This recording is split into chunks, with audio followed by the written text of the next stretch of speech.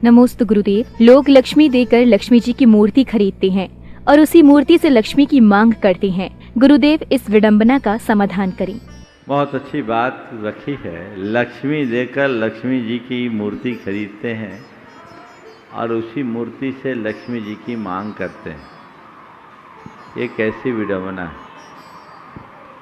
सच्चे अर्थों में देखा जाए तो मैं समझता हूँ ऐसे लोगों पर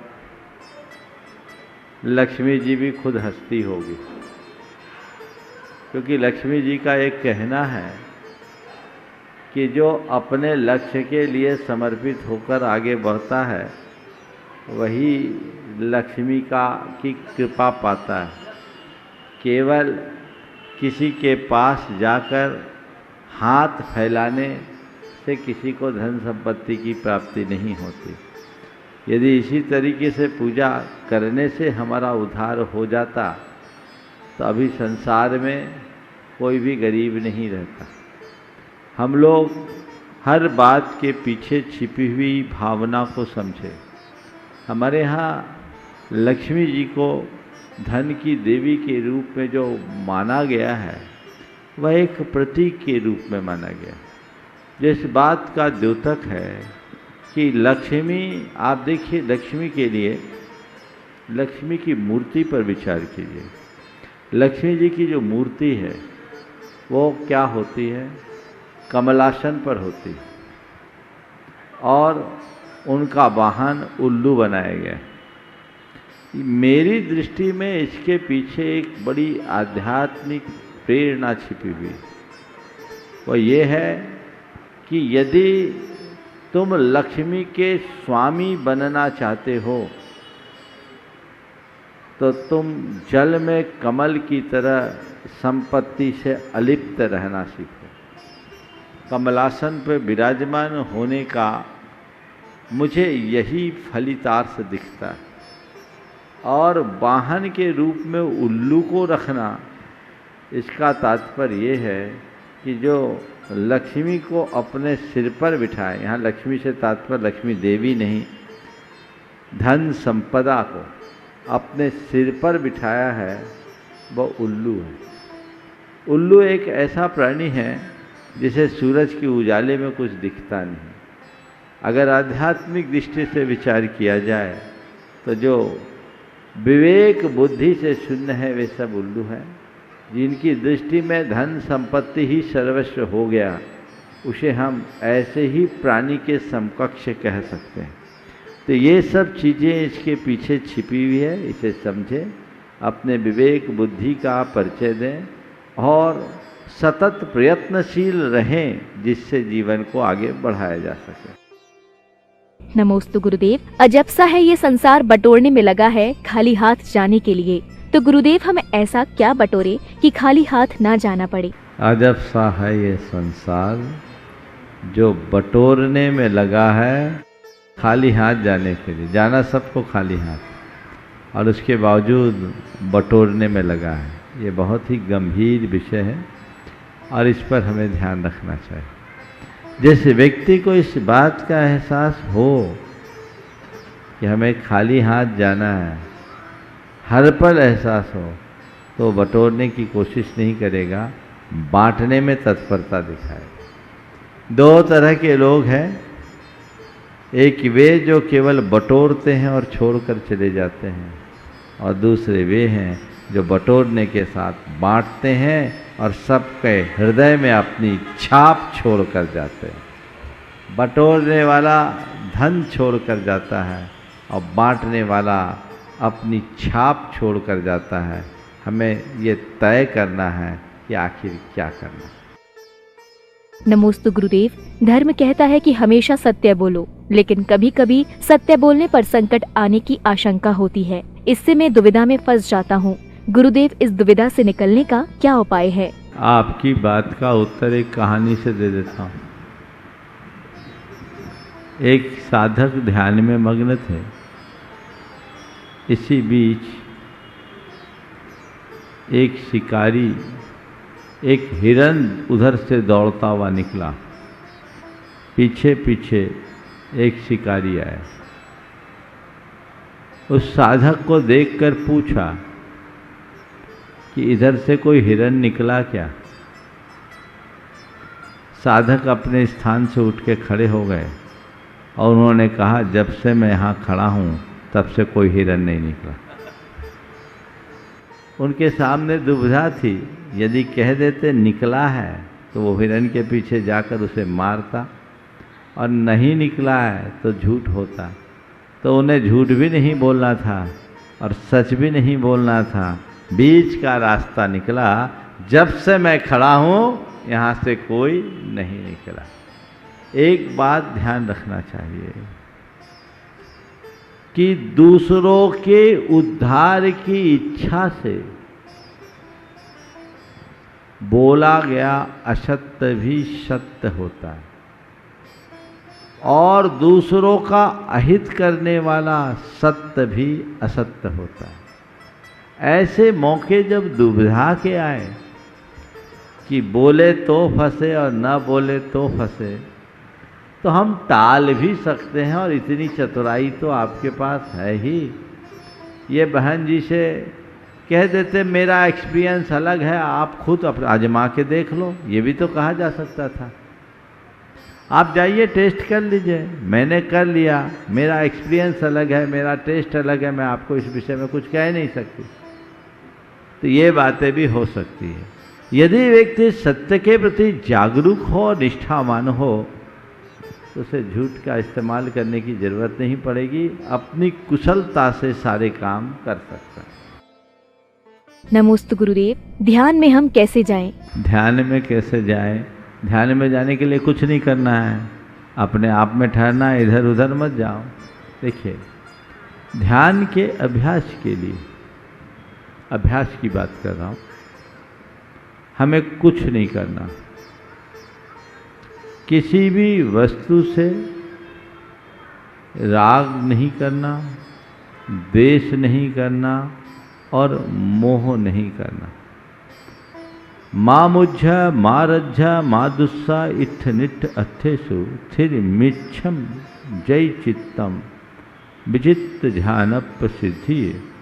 यदि तुम उत्कृष्ट ध्यान की सिद्धि के लिए अपने चित्त को स्थिर करना चाहते हो, तो किसी भी इष्ट अनिष्ट पदार्थों से राग द्वेष और मोह मत करो। महाराज, यही तो कठिन है। हमारे संस्कार ऐसे बने हैं कि हम राग द्वेष मोह करते हैं, किसी के प्रति आकर्षण होता है, किसी से अलगाव होता है, किसी से इतना जुड़ाव हो जाता है कि उसके बिना हम रह ही नहीं पाते, जो हमें उलझा देता है। तो ध्यान करने का सबसे सरलतम उपाय बता रहा हूँ, एकदम सरलतम। कुछ मत कीजिए, चुपचाप बैठ जाइए और अपने आती जाती सांसों को देखना भर शुरू कर दीजिए। और मैं श्वास ले रहा हूँ, छोड़ रहा हूँ, इस भाव से भी ऊपर उठ जाइए। उस घड़ी कोई विचार आते हैं तो आने दीजिए, उन विचारों के प्रवाह में बहिए मत। विचार आए चले गए, मन शांत हो जाएगा और जीवन की धारा पलट जाएगी। नमोस्तु गुरुदेव। मैंने अनुभव किया है कि जो लोग अपने माँ बाप को बुरा भला कहते हैं, दुख देते हैं, उन्हें सभी सुख मिलते हैं, और जो उनकी सेवा करता है उन्हें दुख ही मिलते हैं। ऐसा क्यों? मैं इससे सहमत नहीं। जो माँ बाप को दुख देते हैं उन्हें सभी सुख मिलता है, मैं इसे मानने को तैयार नहीं हूँ, क्योंकि माँ बाप की कृपा से बड़ा सुख इस संसार में कोई है ही नहीं। तो उसी सुख से वंचित है, उसके पास क्या सुख? हाँ, हो सकता है कि माँ बाप की उपेक्षा तिरस्कार करने के उपरांत भी व्यक्ति फलता फूलता सा दिखे, लेकिन वो सुखी नहीं हो सकता।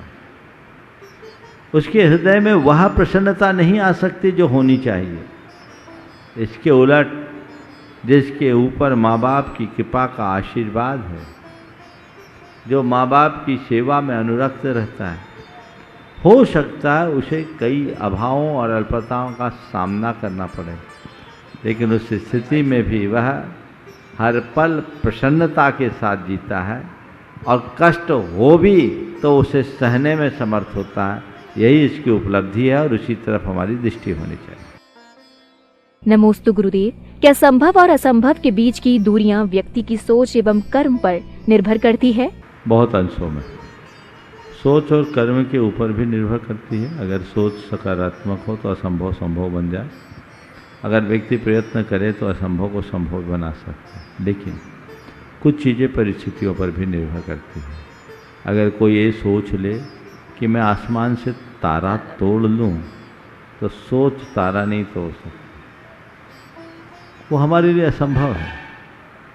लेकिन हाँ, हम कल्पनाओं से आसमान के तारे तोड़ सकते हैं, ये हमारी कल्पनाओं में संभव है।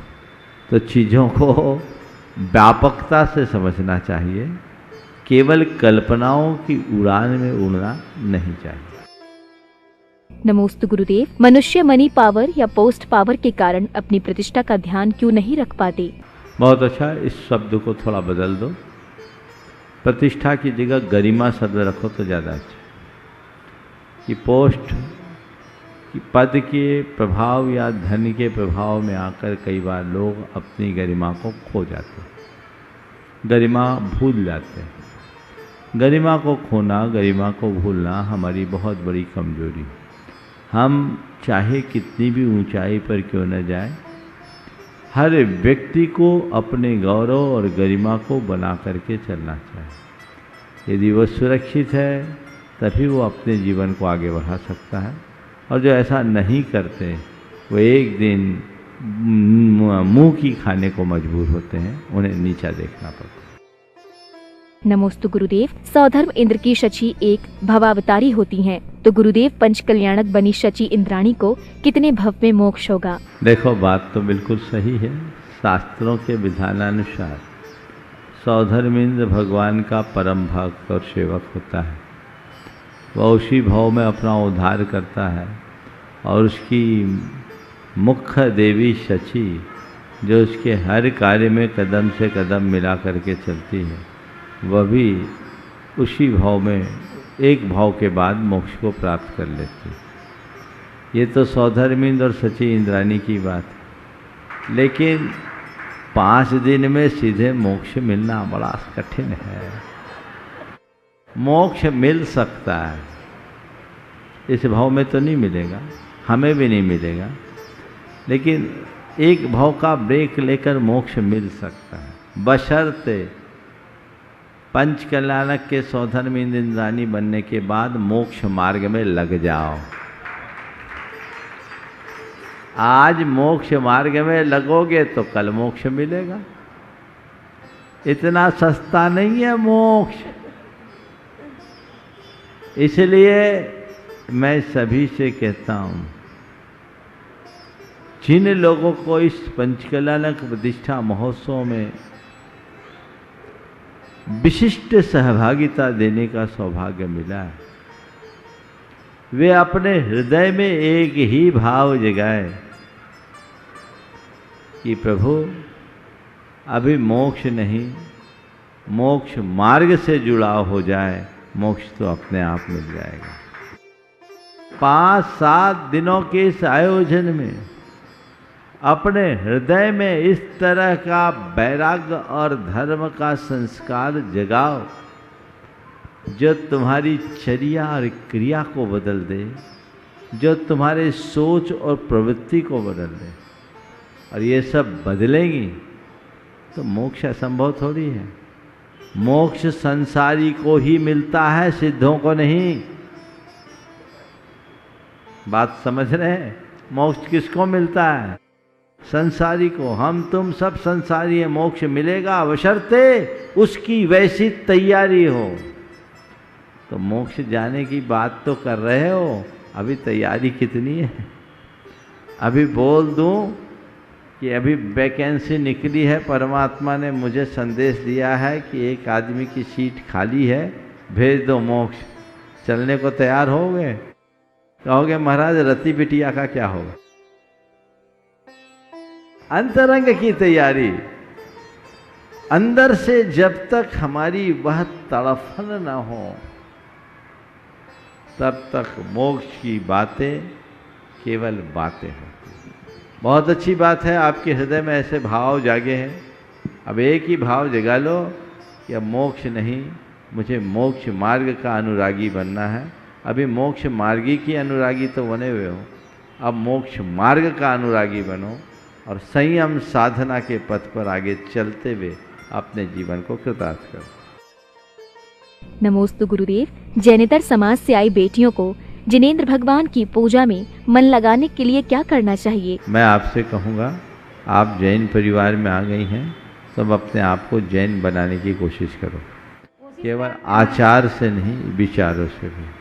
और जैन धर्म को समझने का प्रयास करो, जैन दर्शन को जानने की कोशिश करो, जैन उपासना को ठीक रीति से समझने की कोशिश करो। जैन धर्म की शिक्षाओं को अगर आप अच्छे से जान लोगे तो आपकी स्वाभाविक रुचि बढ़ेगी।